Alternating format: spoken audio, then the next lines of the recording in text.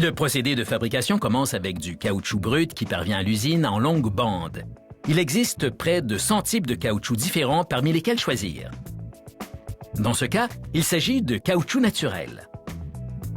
Pour le colorer, on ajoute des pastilles colorantes au caoutchouc qui se trouve dans le malaxeur à cylindre. Celui-ci malaxe et chauffe le caoutchouc brut jusqu'à le rendre souple et lisse. Ce caoutchouc est ensuite placé dans une presse à calandre qui le coupe en longues bandes d'une largeur et d'une épaisseur précises. Les bandes passent sur de gros cylindres refroidisseurs avant d'être enroulées en rouleaux pour la production.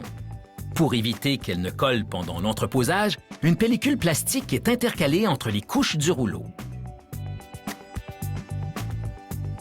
Beaucoup de clients commandent des tuyaux en caoutchouc sur mesure avec des raccords intégrés dont la taille varie. Les ouvriers revérifient donc leurs dimensions avant de lancer la production. La fabrication du tuyau lui-même commence à ce moment. Un ouvrier glisse d'abord les raccords sur un mandrin dont la taille détermine le diamètre intérieur qu'aura le tuyau. L'emplacement des raccords établit quant à lui la longueur du tuyau qui peut atteindre 15 mètres. L'ouvrier installe le mandrin sur la machine qui fabriquera le tuyau. Il enroule ensuite une bande de caoutchouc sur le mandrin qui tourne en travaillant à angle pour que le caoutchouc se chevauche légèrement. Il enroule plusieurs couches pour obtenir l'épaisseur désirée. Puis, il enveloppe le tuyau de 4 couches d'un tissu synthétique enduit de caoutchouc.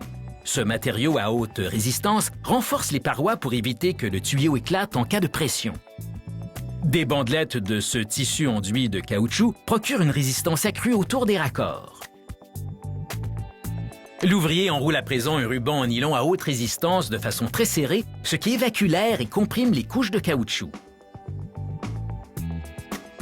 Après quelques minutes, l'ouvrier retire le ruban en nylon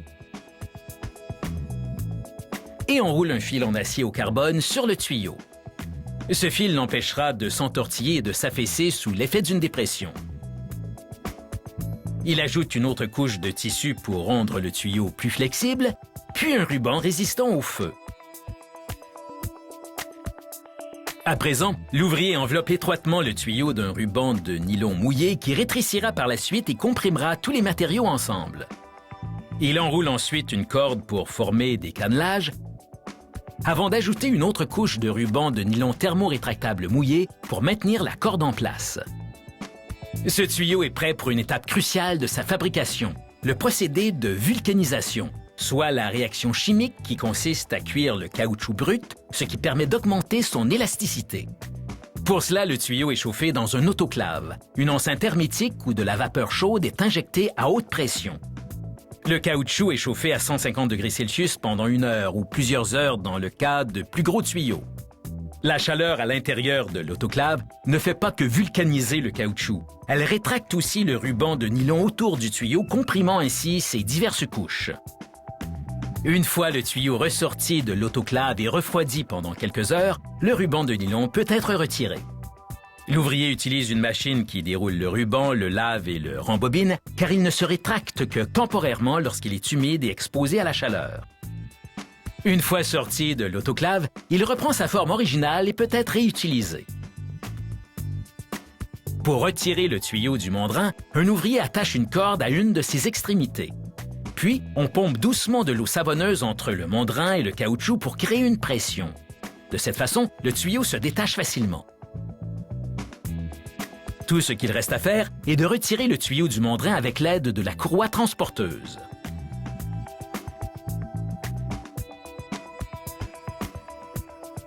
Les ouvriers ajustent les extrémités et coupent le tuyau à la longueur commandée par le client. À l'ère d'expédition, on vérifie les dimensions du produit fini une dernière fois. L'ouvrier mesure l'orifice de passage et le diamètre extérieur du tuyau pour s'assurer que les dimensions correspondent à la commande du client. Finalement, il enroule le tuyau et l'emballe pour l'expédition. Comme nous l'avons vu, même s'il a l'air d'un objet tout simple, un tuyau peut comporter jusqu'à 30 couches de matériaux différents afin de résister aux environnements industriels les plus rudes.